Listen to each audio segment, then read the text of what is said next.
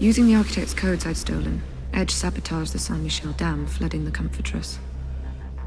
According to him, it was just desserts for those who only worried about their own comfort.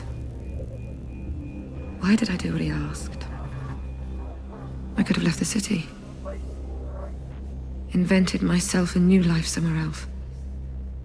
But I wanted to come back to being public enemy number one. Was it part of who I am? Have we brought justice for the outcasts of Slum 404, or have my actions condemned them to more suffering? Only a militant believes that the ends always justify the means. Ed revealed to me that my memory had been conserved in the fortress of the Bastille since my conviction. I have to go there and recover my true self. The only way to getting to the Bastille is with the memories of Johnny Greenteeth, a colorful resident of Slum 404. The problem is that no one knows who he really is, or where he hides out.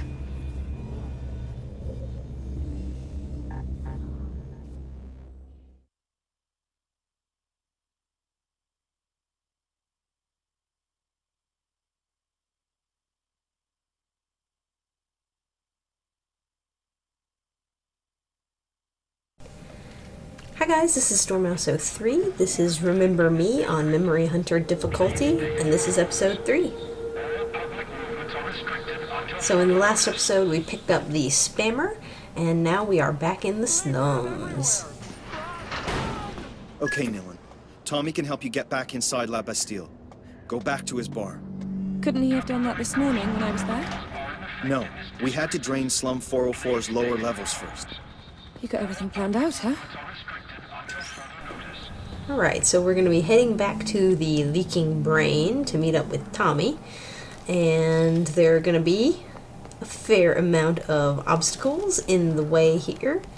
Now that we have this spammer, there's going to be some of these things where you have to use it to open doors and navigate through obstacles. Things took a bad turn around here. This is going to be sort of an introduction to some of the things that you can do with this spammer.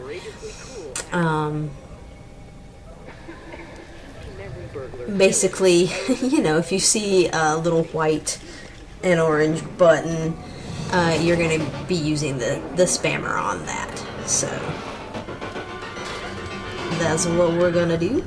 And it adds some diversity to the gameplay here, and the, you know, now that we've gotten to the sort of meat of it. Those first few episodes were more introduction, kind of. And so now we're starting to build our arsenal and build up our moves and that sort of thing. I think there are going to be a couple more of your special moves that you're going to learn in this episode. So, pretty cool. So yeah, little buttons like that are the ones that you're going to be using your spammer to activate. And so this shows you there are a few sort of traversal puzzles in this game, although none of them are all that complicated. Basically you just shot that door across there to open it so that you could run around that electrified water. And there are a couple of spots where it's like that. There aren't too many.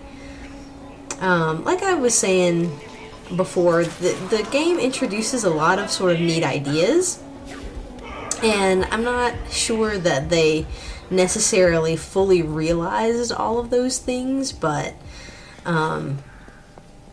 pretty good concepts to work with here.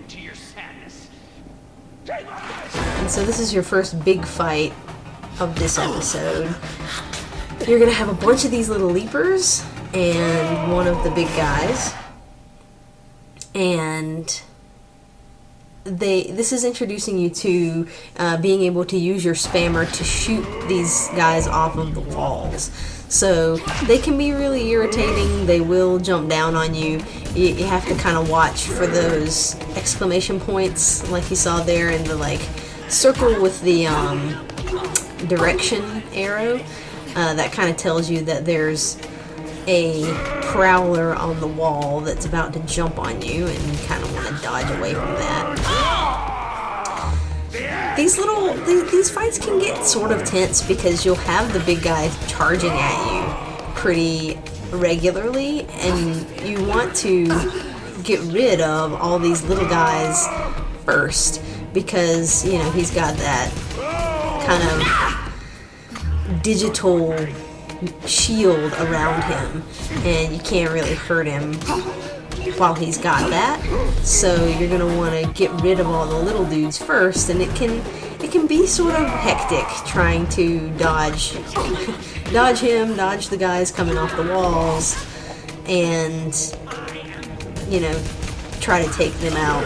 But your spammer is really useful because you can get some distance and kind of keep the big guy in your sights while still, you know, shooting some of the little ones.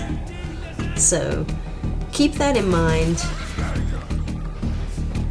as you spam these guys with the spammer.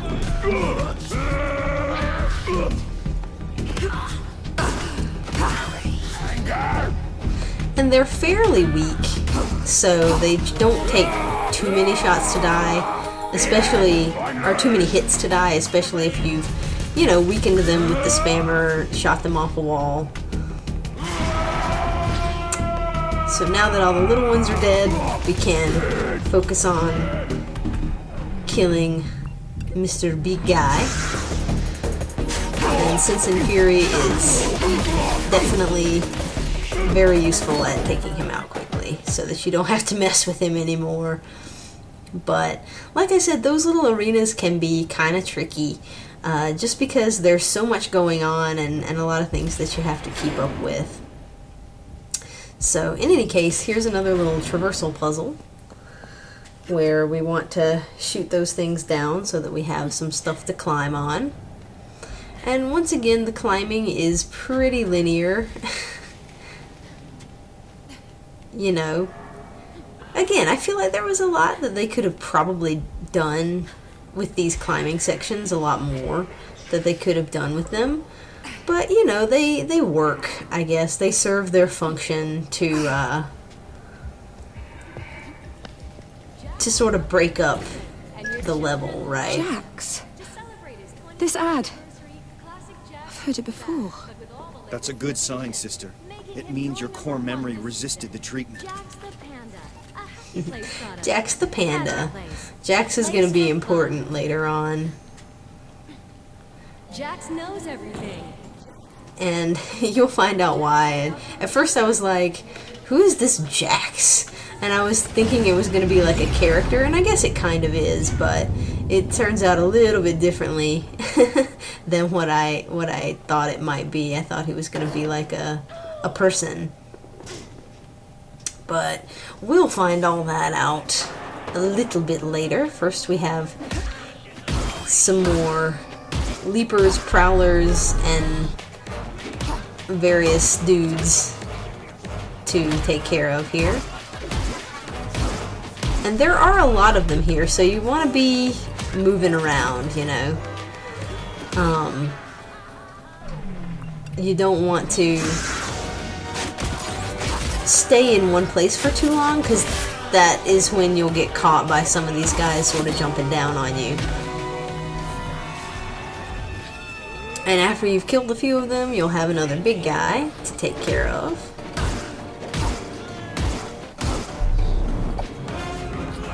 But you can use this little, I don't know, column piece of debris to sort of put it between you and the big dude.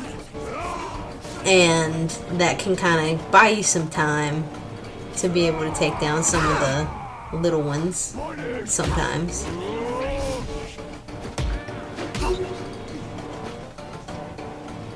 You can also use your spammer. He just clipped right through that, didn't he? Usually it it serves its function to like keep some distance or to put something in between you and his charge, you know? But it didn't seem to work that time. A little bit irritating. Can be finicky sometimes, I guess.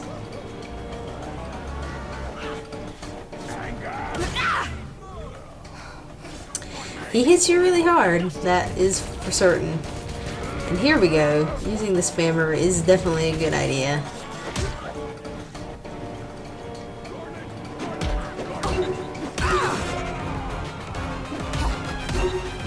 And using your combos wisely, because, you know, you see how much damage one hit from that guy can do. You don't want to let your health get down too much, because you want to be able to take a shot from him if you have to.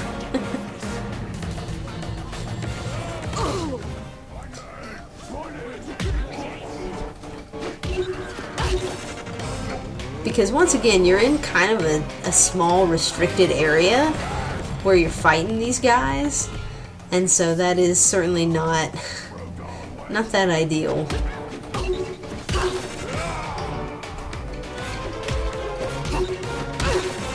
I should be killing this guy. Okay, there we go. I'm a little bit obnoxious about keeping my health all the way up, so I do apologize for that, guys. I realize sometimes that might be like, why don't you just kill him? And I don't know, especially toward the end of a fight, I kind of like to make sure that I refill my health all the way before I move on and kill the last enemy, and so that's kind of why I do that sometimes. Because generally there are those recharge health things, and there's the ladder you need to hit, by the way. There generally are those little recharge health boxes, the SAT boxes, or SAT stations, I think they're called. But it's not a guarantee, and, you know, you might miss it or overlook it or something, and so it's always a good idea to have some health going into the next sections. Alright, so there's a button to my left. There it is.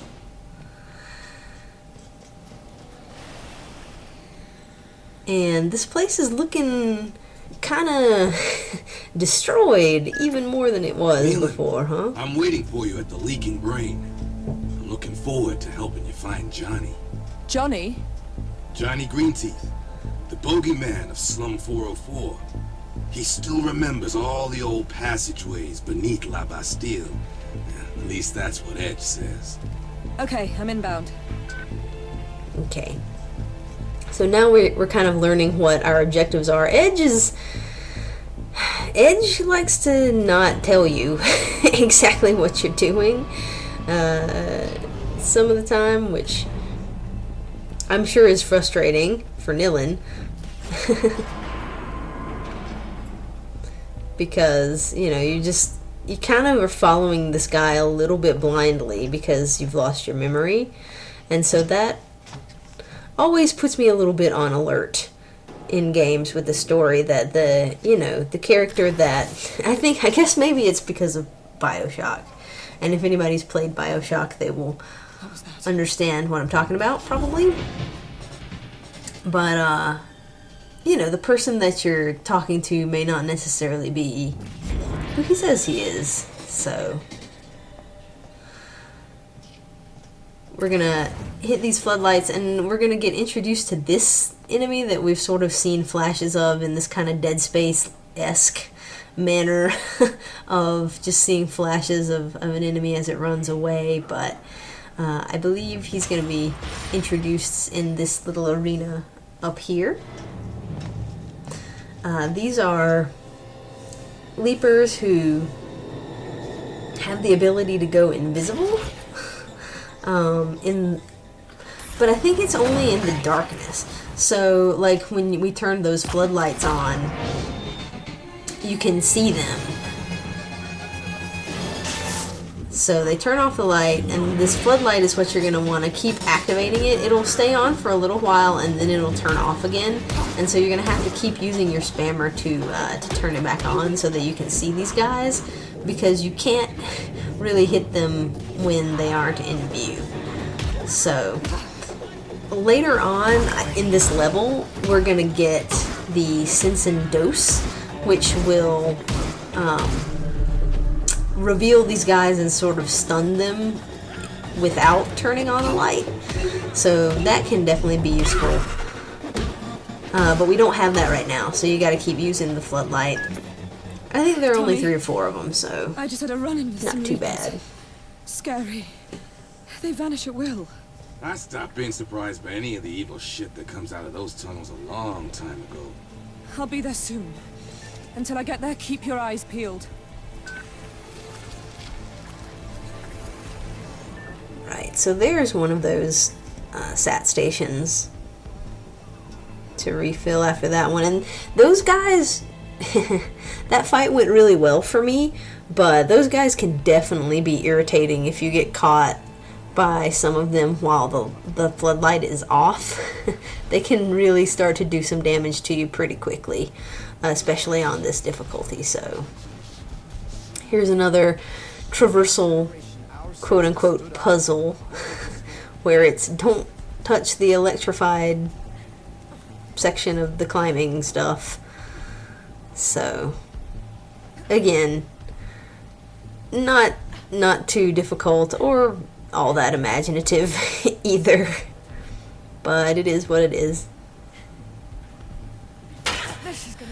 You saw the leaking brain sign in the background there, so we're getting closer to our destination.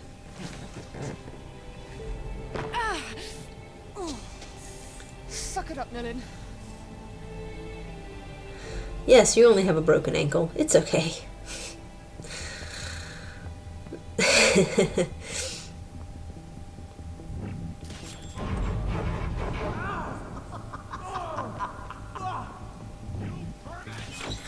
Somebody's not having a good day. Alright.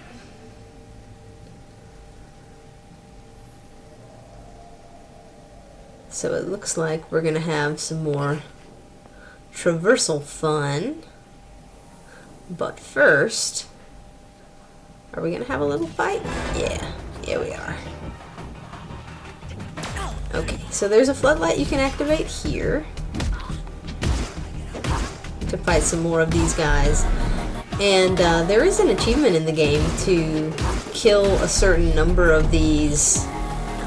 It's kind of a lot. It's like 20 or something like that without using Sense and Dose, which we're going to get right now.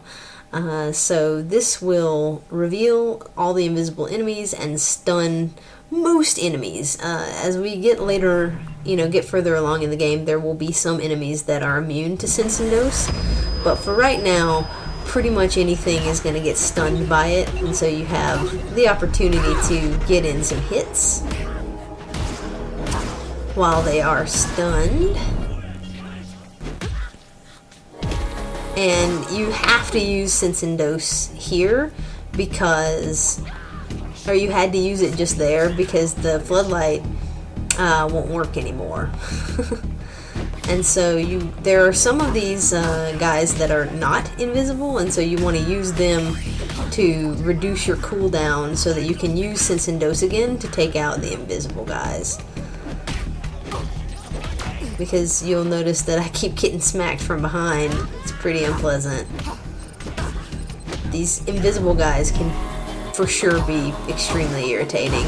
And you do get that little exclamation point that pops up right before they hit you. And so that is a little bit of warning, but often it's not a lot.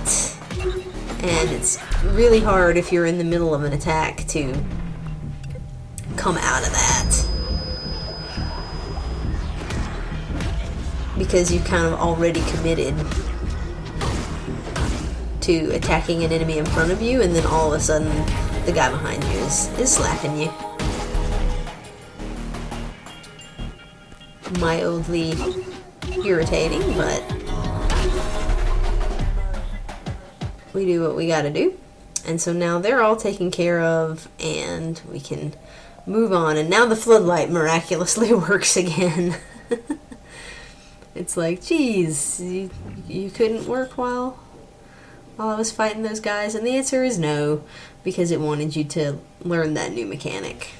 So we'll forgive it just this once. But I think pretty much every fight with those guys from now on, you'll have the choice to use the floodlights or sense and dose. So you will still be able to hit them sometimes, even if your sense and dose isn't recharged again yet. It has kind of a lengthy cooldown on it, so you have to pretty much use some of those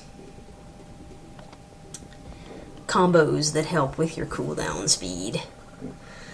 And so right now we've got a little traversal puzzle again.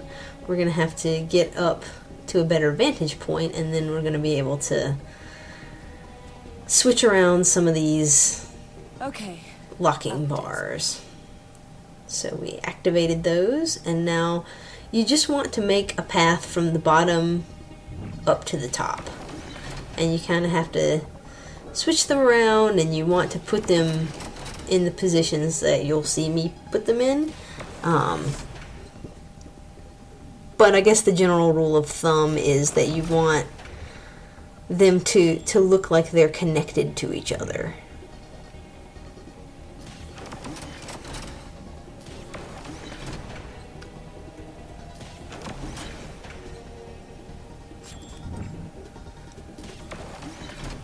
So that looks pretty good. So this will be our last one. You want it to connect over there to the left, and that looks like it should do it. And once you get your path, you can slide back down. I think you can still hit some of these with your spammer from down at the bottom if you need to, but it's easier to see where everything is from up top, and to get a lock on with the spammer, because it can be a little finicky sometimes, locking on to the one that you want it to select, so, or the one that you want to shoot. Okay.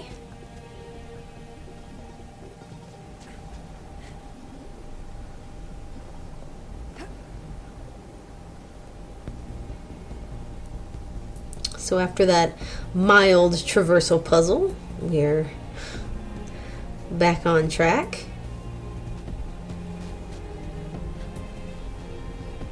And still heading toward the Leaking Brain, which I still contend is one of the best bar names ever. And the little sign for it is pretty awesome. So I really enjoyed that. They didn't name Bad Request all that well, but they named the Leaking Brain pretty awesomely.